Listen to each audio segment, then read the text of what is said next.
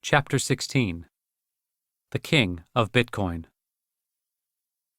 And just then, as the photographer was shooting away and the lights were flashing, I was up on the chair, making it rain. Without warning, Charlie leaped into a reenactment of the story he was in the midst of telling, right up onto the circular, maroon-colored leather banquette, nearly upending the liquor bottles on the gunmetal gray table in front of him, the pretty girls on either side of him diving out of the way just in time. Then Charlie had his hands up over his head, and he was tossing 2 enormous wads of 20s into the air.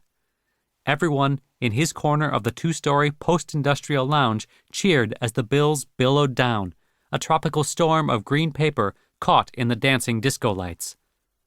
Charlie watched the bills floating around him, magnified 100 times by the enormous mirrors that ran up all 4 walls, all the way to the balcony.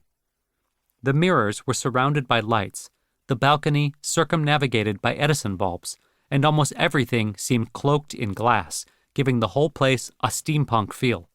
But the lasers and the DJ, and the huge glowing bar that took up most of the downstairs, the second bar upstairs, the catwalk-like stage running along one side, the gold sign outside, the lit-up menus that glowed like magical parchments at every table, all of it felt like a contemporary reinterpretation of the 1980s, when clubs reigned supreme. A bright lights, big city, Wall Street, lines of Coke version of the 1980s. Artwork hanging along one interior wall. Black sketchwork on huge canvases that would have been at home in Patrick Bateman's blood-splattered apartment. 5,000 square feet of midtown debauchery, right on 39th Street. And Charlie was there, putting on The Charlie Show, like he'd been doing almost every night since the place opened. Because he wasn't just standing up on a couch in his corner of the club. He was standing up on a couch in his corner of his club, or at least that was how everyone saw things.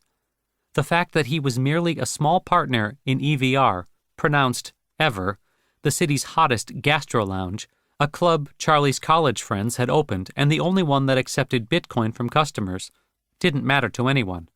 When Charlie was there, and he was there a lot, he always made it rain. The only good thing about cash is that you don't have to worry about cleaning it up after you toss it in the air. Nobody's ever been arrested for littering 20s. Charlie grinned, lowering himself back down onto the couch, the 2 girls moving closer to make room for the rest of their party. Charlie's partner in Ever, Alex, was next to a woman on Charlie's right. But Charlie couldn't remember her name because he was already 4 Jamesons in. Another college friend, Mike, had his arm around the woman to Charlie's left, Angela something, who wrote for some magazine, which probably should have made Charlie more careful about what he said, but actually had the opposite effect.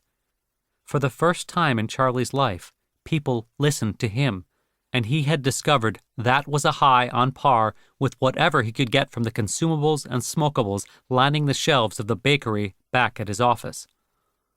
Damn. It was fun being king. And at that moment, that's how Charlie saw himself, one of the kings of Bitcoin, a true crypto rock star. And it wasn't just him.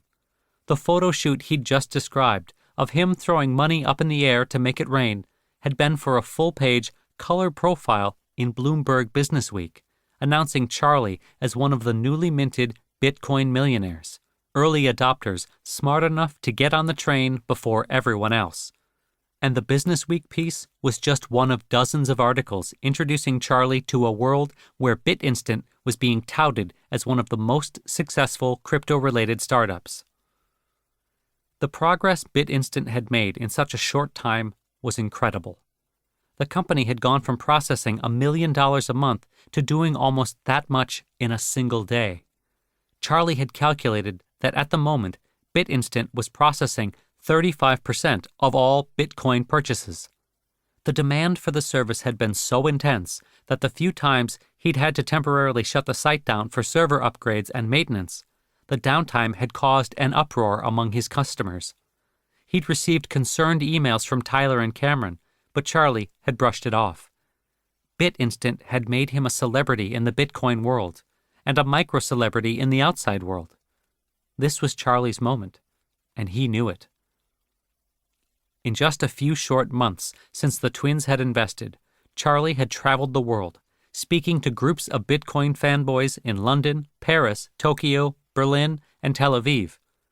Bitcoin had opened up a life for him that he never knew existed, let alone that he could be a part of. It had made him a millionaire, and it had freed him from that brisket-soaked basement in Brooklyn. Literally. Though in this, Bitcoin had had a bit of help from a very unlikely source. A soft hand touched Charlie's shoulder from behind the leather couch, and he turned just as an incredible-looking blonde woman, way out of his league, leaned over and kissed him on his scruffy cheek.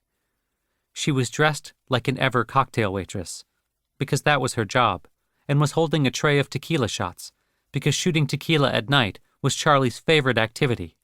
But this wasn't some routine, sterile peck on the cheek because Charlie had ordered a round, or was a part owner, or was throwing 20s like confetti on New Year's Eve. No, he and Courtney had been together for 2 months now. Charlie had fallen in love with her from the minute he'd first set eyes on her, just days after Ever had opened its doors. He'd asked Alex if she could always be his waitress, but even with this help, Charlie had been way too afraid to actually ask her out on a date. Despite his growing Bitcoin fame, he didn't know how to talk to girls like Courtney. The night he'd gone out with Cameron and Tyler after that first meeting in the bakery, when he'd met the Bulgarian model, had ended with him on a couch in Cameron's apartment alone in vomit-soaked sneakers. He couldn't have handled the same thing happening with Courtney. He'd fallen for her so hard, he'd spent more time thinking about her than about the overworked servers at BitInstant. Luckily for Charlie, his friends had taken charge of the situation by inviting them both to a staff happy hour and then collectively not showing up, leaving Charlie and Courtney alone, together. Out of sheer social terror, Charlie had signaled for a Bacardi, and he hadn't stopped signaling until he'd consumed so much Bacardi that he'd thrown up all over Courtney. When he'd gone to the bathroom to clean himself up, he'd assumed she'd be racing for the door. But for some reason, she'd stuck around. At that moment, Charlie had known she was the one. It wasn't until their second date that he told her about the edict, that he had a fundamentalist Jewish family that wouldn't accept her. Moreover, that being with her could actually lead him to being thrown out of his entire community, as insane as that sounded. And it wasn't until another month later, when one of his sisters, overhearing him on the phone with Courtney, had squealed to his mother, that everything at home had erupted. His mother crying and screaming, his dad actually ripping his shirt. After all that came the ultimatum: the family or Courtney. Charlie hadn't had any trouble making up his mind. He was in love, and more importantly, he was ready to get out. What had started with Roger Vere's teasing about sky people had turned into a full-on existential crisis, and Courtney had walked straight into that crisis with her tray of tequila. He'd packed his belongings, climbed out of the basement, and made a break to Ever, moving in with his college friends to an apartment several of them shared that was literally above the club. He was opening up a new tab in the bar of life.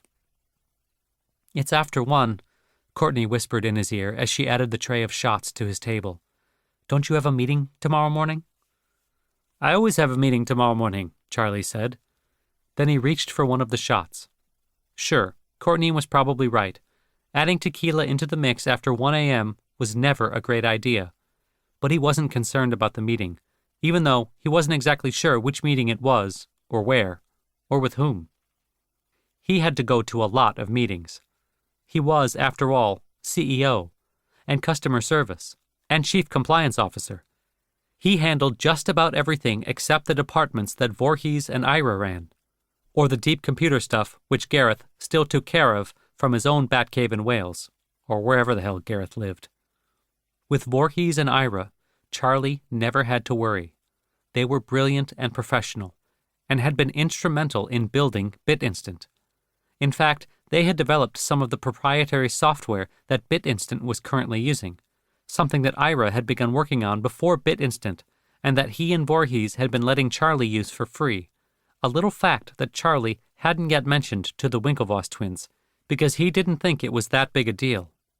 Anyway, Voorhees and Ira were the glue keeping BitInstant together. They weren't just part of his team. They were his friends, which these days to Charlie meant they were pretty much the only family he had.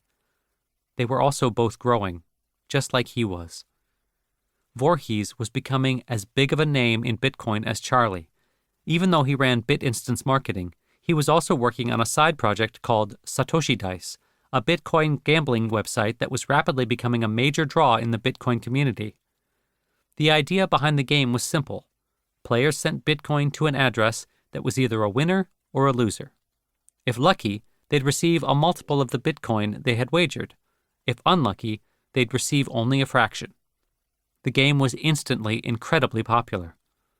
Of course, since it was a gambling site, its legality for American consumers was unclear. To Voorhees, this was a frustration both business-wise and philosophically speaking. He, of course, didn't believe the government should be involved in regulating gambling, especially Bitcoin gambling. The whole point of building Satoshi Dice on the Bitcoin blockchain itself was to keep it far away from the hands of the U.S. government. For Charlie's part, he couldn't even begin trying to understand the U.S.'s Byzantine gambling laws. In fact, he had only recently started giving himself a crash course on U.S. money transmission laws, the exact laws that governed BitInstant's business activities.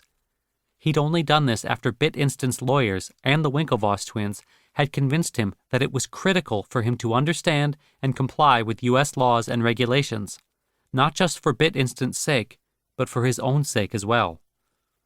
Since Charlie was both the chief compliance officer and CEO of BitInstant, laws and regulations were something he knew he should be taking seriously, but details had never been his strong suit. Still, he was trying. In fact, he'd learned enough to know that even his wearing 3 hats, CEO, Chief Compliance Officer, Customer Service, was itself a conflict of interest. And only recently, this tightrope act had gotten complicated. Someone with the handle of BTC King had been buying tons of Bitcoin through the site with what appeared to be an endless supply of cash. As per the firm's rules, for security reasons, because large Bitcoin transactions could, on their own, be considered suspect, and BitInstant didn't have the resources to do deep identity checks on their customers, BitInstant had capped regular customers' daily purchase limits at $1,000, but it had become clear BTC King was trying to evade those controls. On one single day, he'd attempted to purchase $4,000 worth of Bitcoin, using a technique called structuring. Although it didn't necessarily mean BTC King was up to no good, it was an alarming attempt at circumventing BitInstant's controls. When Charlie had discovered what had happened, he'd immediately banned BTC King from using BitInstant, personally sending him an email. "We have all your deposits on record, your picture from bank security cameras. Any attempt at a new transfer will result in criminal prosecution." But after much thought, Charlie had relented. After all, the guy had only been trying to buy more Bitcoin. What was so bad about being eager? Wasn't that good for everybody? Charlie had eventually messaged the guy back, reaffirming that his current account and email address had been banned, but that he could open up a new account with a new email address if he wanted.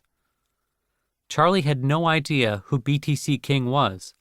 Most likely, he was a dealer or reseller who bought Bitcoin low and sold it to other people at a higher price. Charlie didn't really care, and furthermore, he didn't really believe it was any of his business. And why should he worry about some random guy he'd never met and probably never would meet? BTC King? Even the name was a joke. Everyone knew who the new, real king of Bitcoin was. In a few months, Charlie was going to be speaking at Bitcoin 2013, the same conference that the Winklevoss twins were keynoting. The twins might have been on page A1 of the New York Times, but Charlie had made it rain in front of a photographer in Bloomberg, and he was running the scene with his beautiful girlfriend at Ever. Charlie was a crypto rock star on his way up, and like the price of Bitcoin, he was never going to come back down.